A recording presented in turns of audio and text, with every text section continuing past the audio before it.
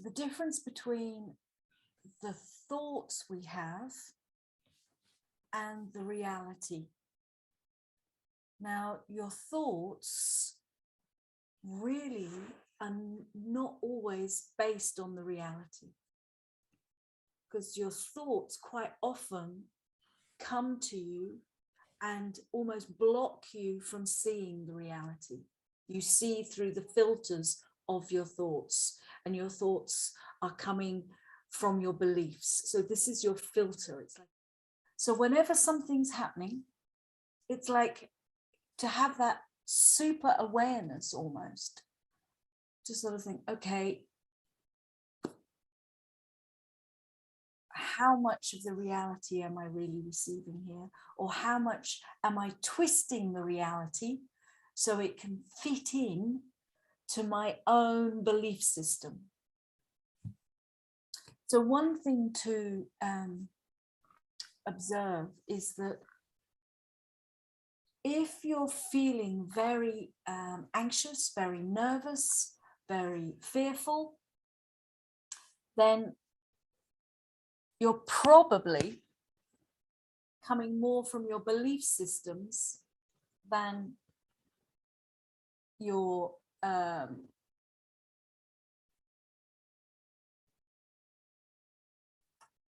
than really receiving the reality, because the reality is always going to be there to serve you.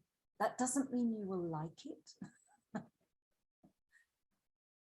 but it's no reason to be fearful of it. So a fear is a very mind-generated energy, but mind-generated emotion.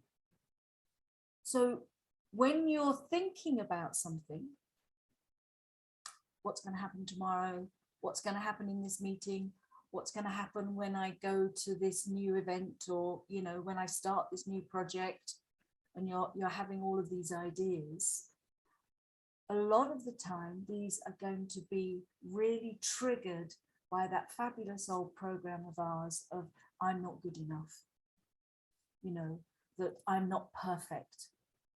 So everything you're like going, well, I won't be able to do it, and it's going to go wrong, and it's going to be this, and, you know, is that negativity, the negative mind is just going to be full blown. Now that can be so strong, and if you accept that as a reality rather than realizing they are just thoughts and you are not your thoughts, you might actually then not do the project. You might delay the project. You might postpone it forever and ever, and, you know, continuously thinking and thinking about it, but actually getting more and more anxious, and almost your thoughts are almost convincing you it's a bad idea. You know, the reality will be very different. Almost every single time you do something, afterwards, you quite often think, well, that wasn't as bad as I thought it was going to be. I got this really, really super clear last year when we went on canyoning. You know, when you do the full wetsuit and you go down the river, down the canyon. And so every time we were walking along, it was all, you know, lovely and beautiful. And then you'd get to the next bit where you'd have to go down like the chute. And you're looking at it and your mind just spins out. Oh, I can't do that. That's what's going to happen. I'm going to break a leg. I'm going, you know. And you have these amazing instructors that fill you with confidence and tell you that you can do it. So you trust them. You go down the chute or whatever it is, and you land at the bottom, sort of going, yes, I did it, you know. And of course, your mind is thinking, that wasn't so bad. And every single time down this chute that we went, every single moment when it was going through a hole and you didn't know where you were going, or having to hold on to a rope because you were, every single time your mind was like, I can't do that in some form or other. And at the bottom of each one, it was like, I can do it. It wasn't as bad as I thought. Now from that, and then I moved here, and you know, this is insecure because it's a new project, you could say. I don't know what's going to happen. Is that wonderful? What, you know, the unknown. So it triggers that part of you where you have all of those thoughts. And it was like creating all sorts. I mean, it's like a movie in my head of how my life here could be.